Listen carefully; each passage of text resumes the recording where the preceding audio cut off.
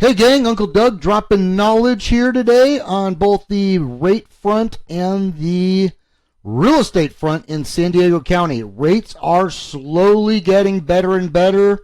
There's more and more indication that we might have finally gotten to the point where the Fed backs off on the short-term rates. Mortgage rates are the lowest they've been in probably a year and a half. I believe we're down about 0.6 over where we were last year. So we are definitely heading in the right direction. That's good news and bad news. Good news is it makes things more affordable. The bad news is it makes things more affordable, and the National Association of Realtors will tell you that for every 1% drop in rates, 5 million more people now qualified to get into a home. That is a lot of pent-up demand, and this is supply and demand 101. This is Econ 101 right out of your freshman econ class. Okay?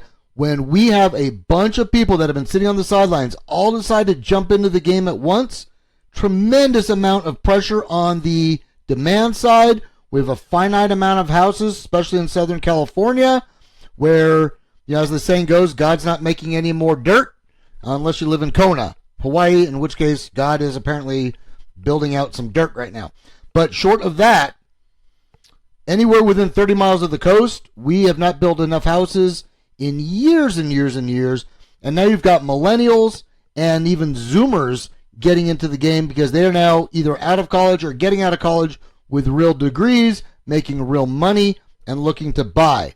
So we are still in a very large seller's market in the Southern California market. Let's dig in. This is information is brought to us from Chicago Title. And all I'm going to do in this episode is bring up 5 different cities inside San Diego County. First one we're looking at is San Diego proper, my favorite city on the planet. Spent a lot of time fishing down there and surfing down there. Even lived down there right after college. Didn't work much, but did a lot of surfing.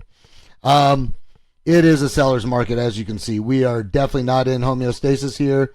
If you look at the inventory, we've seen a little hook since February maybe, but not near where we were in, let's say, 2018 or so, 2019. Here we're at 680, 690, and over here we're at over 1,000. So we're still 300-400 units in inventory on the market short, okay? And what does that do? That means that houses' price per square foot is going up, right? And days on market is most likely coming down because it's the summer buying season. And if you look at days on market, median and average, you can see that we're dropping. There might have been a little hook here I saw on the average. It was on the median.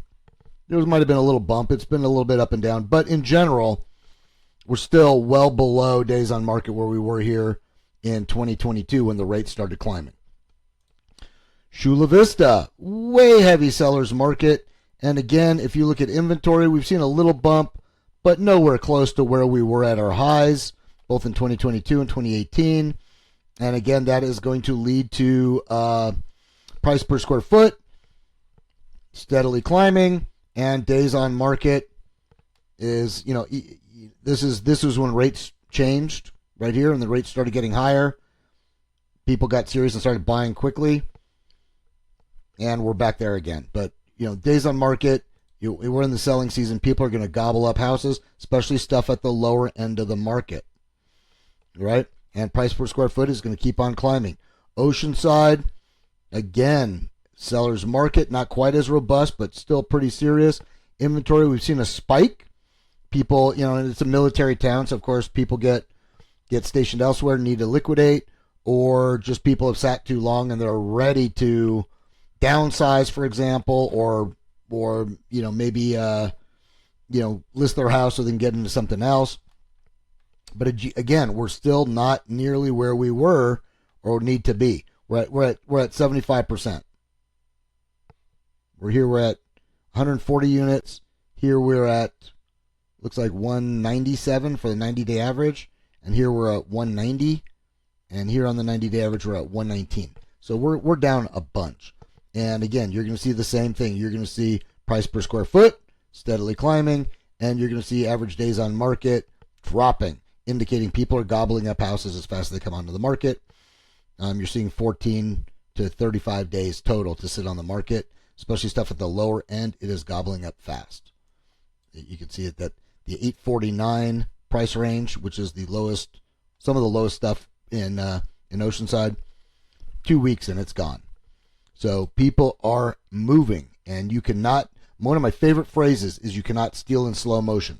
What this means is that when you have an opportunity, you need to act or you lose it. Period. Straight up. Escondido, another favorite place of mine, along with Carlsbad.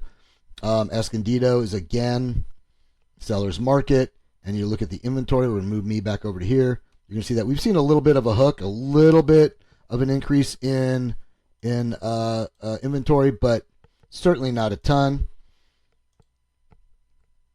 And price per square foot, move me back over here again, is steadily climbing, and days on market are going to be the same.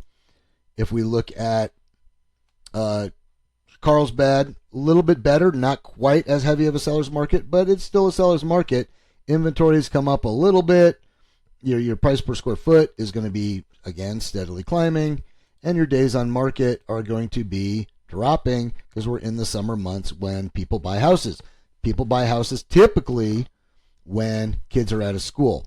A little bit about my background. I have been a realtor in 2 states, certified residential appraiser, builder, developer, investor, homeowner myself, and a banker. And I'm now licensed in 5 states, California, Texas, Nevada, Colorado, and Florida.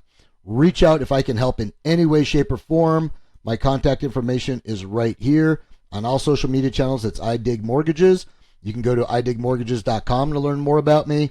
My email is dwaldman@genevafi for financial.com and 805-231-1644. I've been doing this a long time. If you are thinking about buying, let's start now. Let's go through your numbers. Let's get you not only pre-approved, but let's get you a commitment to lend. This is one step better. Everyone gets a pre-approval. You have to have a pre-approval to even make an offer unless you're paying cash. This is better than a pre-approval because a pre-approval just says that, okay, a lender looked at your numbers and they ran it through the automated system. They might have gotten it might have been blessed by Holy Water by Fannie Mae or Freddie Mac. But it hasn't been underwritten really yet. I like to get my files underwritten before you even go shopping. That way we know exactly what the underwriter is going to want to see. We know that we can get all those things in hand before you even make an offer.